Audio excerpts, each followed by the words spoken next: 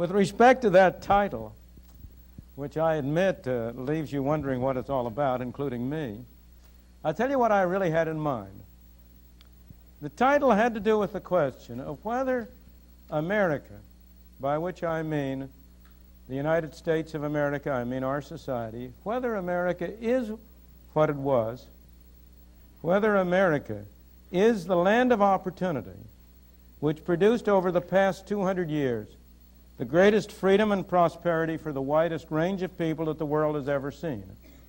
Whether it still is the land in which people of many races, many beliefs, many origins are free to cooperate together to achieve their separate objectives, while at the same time retaining a diversity of values and opinions. Is that still America? Or is America what it has seemed to be becoming these past few decades? Is America not what it has been, not the land of promise of the past 200 years, but is it instead a land of growing bureaucracy and diminishing freedom? Is it a land of squabbling groups seeking to control the political levers of power, of divisive tendencies that are producing not merely variety, not merely diversity, but open conflict? Is it becoming instead a land of ethnic separatism rather than the land of the melting pot? I believe the choice is still open to us, that we can still decide, you and I and our fellow citizens, which of these two directions we want to go in, whether we want to return to the path that made this the great land of opportunity for millions and millions and millions of people, or whether instead we want to continue down the road toward a destruction of both liberty and prosperity.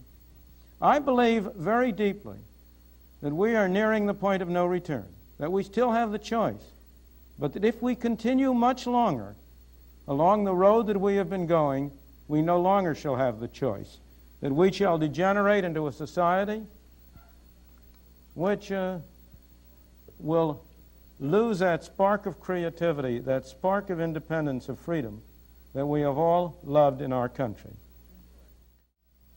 You know, I've always been fascinated by the story of golden ages in history.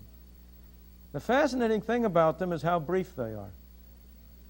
If you go back to the golden age of the 5th century BC in Greece, or you go back to the golden age in Rome, or go back to the several Elizabethan golden ages, or to the Renaissance, in each case you have the same kind of phenomenon, a tremendous efflorescence, a flowering of culture, of art, of industry, of architecture, of whatnot, for about 75, 100, 125, 150 years, and then somehow or other it all disappears. It's the same people, same Peloponnesian Peninsula, same land that was there before the Golden Age came, and that is there after the Golden Age disappears. Have we been going through such a process? Was the 19th and first half of the 20th century our Golden Age? Are we on the way down? Or is there still a possibility of our being able to resume and have a renewed, a repeated Golden Age? We already have gone very far in the direction of restricting our freedom.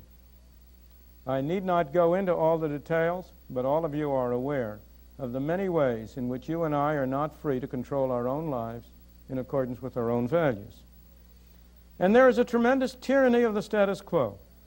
Each one of us will be very, very negative about the restrictions on freedom, except for those that benefit us. Now, that's a different story. It's far easier to get a law into effect than to repeal it, as we've all found out, because you always establish interest, vested interest, which is very hard for any of us to get back. To get back on the track, we need an understanding of the real nature of freedom, economic and political, and the interrelationship between the two. We need really to have a greater understanding than these general comments I have so far given of the kind of system, the kind of principles that have enabled us to get this great achievement of the past 200 years. We need to understand how it is that a free market works to enable millions of people to cooperate peacefully together.